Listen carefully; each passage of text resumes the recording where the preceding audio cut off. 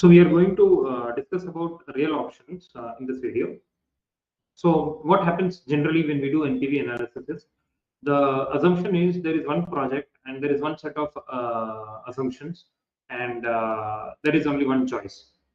But in reality, what happens is obviously there are a lot of assumptions and there are a lot of choices available, and there are different points in time where the investments can be made, and we have the option to choose when to make these investments plus uh, which options to consider.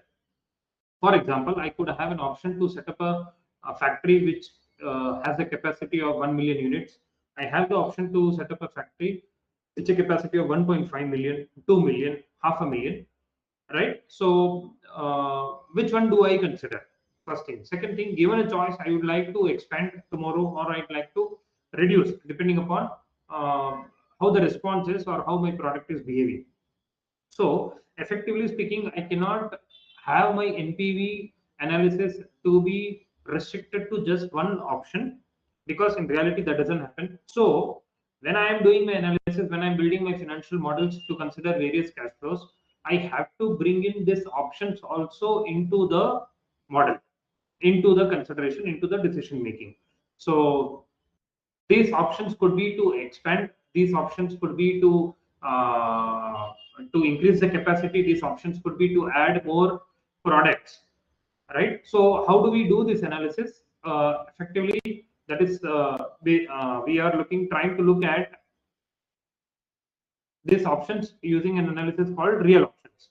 Okay, so as I said, generally our NPV is assuming that all the decisions are made at this point, and but you have a lot of options whether to start now or later, whether to expand now or later, whether to add one or more product, right? So how do we put these real options into our financial analysis? Basically using this small formula or an effective formula called project NPV. So what effectively we are doing, so I'm telling, let's say I have two options. One option is first option is okay to do as it is without considering any flexibility, without considering any options, right? So that means I have my NPV with an assumption that I'm building a factory with a capacity of 1 million units, right? So I have that NPV.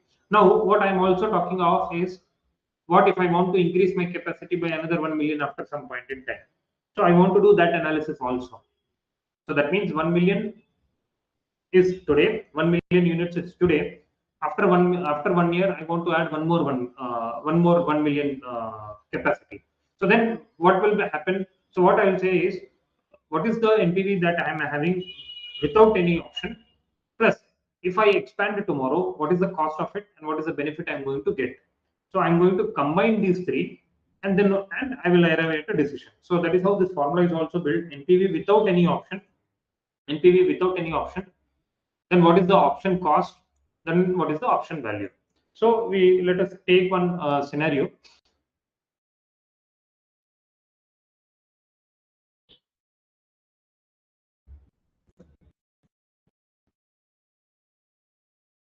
So in this scenario, what is happening? The company is building a new plant, and the NPV of the plant is projected to be so much if demand is high, and projected to be 3 million if demand is low. So here also we are considering two different scenarios. These are not two options; these are two different scenarios. This because in reality there could be multiple scenarios, not necessarily that demand will always be the way in which we expect.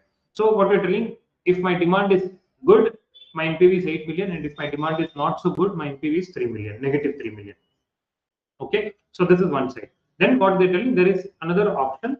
The company has also secured a 1 year lease on some adjoining land with an option to buy to expand the facility if demand is high. Right. So what I'm doing is I'm taking on lease some land today itself. I'll be paying the rent for next 1 year, so that I have an option to buy and expand the facility if my demand is high. If my demand is high, I will expand the facility. So that is your option. Your option is to expand the facility, right? So today, without expanding, your NPV is expected to be 8 million if your demand is high, and negative 3 million if demand is low. Obviously, only if your demand is good, you're going to expand. So they're giving the cost of the such lease and expected cash flows from the expansion as under. So option cost, that means if I have to buy this next land, then I have to pay lease rentals today for 1 year, which is 0.5 million. And if I expand, what will be my cash flows?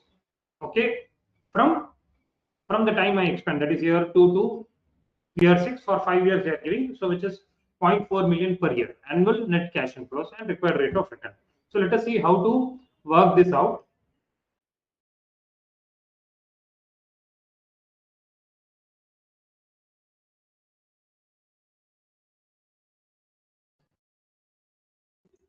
So first step is, okay, what they're telling, they're giving some high demand and low demand. So calculate the NPV without any option. So that is the first step of our formula. Calculate the NPV without any option.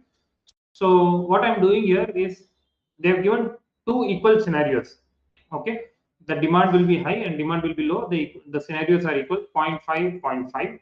NPV is given, and expected NPV what I'm calculating, 8 into 0.5 and minus 3 into 0.5, which is 2.5 million. So this is based on the concept of expected value, which you would study in your quants in prerequisites probably. So 8 into 0.5 probability 4, and minus 0.3, minus 3 into 0.5 minus 1.5. So effectively 2.5 million is my NPV without considering any option. Now if I have to consider the option, what is the option cost? Option cost is 0.5 million, which they have given, and option will be exercised only if demand is high.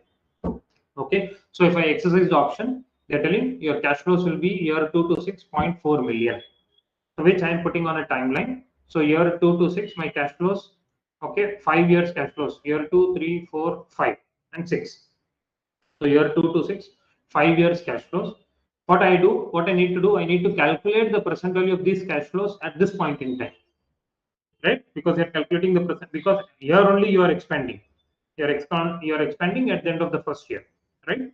So you're expanding here. So what is the present value of these cash flows? Using your cash flow formula in your CFA calculator or any of the present value concept, you can arrive at this 1.6. But this is the number at this point in time. But we are trying to do the analysis today, which is year 0. So I'm discounting this 1.6 by 8%. So I'm arriving at a present value of these cash flows today at 1.58. Okay. Now, option exercised only if demand is high. So this is the cash flow if I'm exercising the option. But what is the probability of exercising the option? 0.5. So I'm applying that 0.5 to 1.48, which is 0.74. Now I've got the option value. You've got the option cost, which you are going to incur today, and you have NPV without any option. So you are combining all these three, 2.5 minus 0.5 and plus 0.74, you are getting arriving at NPV of 2.74. Remember this 1.48, you have to multiply with the probability of exercising the option. The probability of exercising the option is 0.5, because only when demand is high, you will be exercising.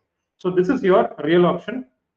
In reality, when we do financial models, we also consider the probability of adding these options, basically factoring in additional options, additional products, additional geographies. The model will be built in such way that if we want to add this at a later stage in time in the analysis period, we will do this also to consider the real options. So this is your real options. I hope it is clear. Thank you.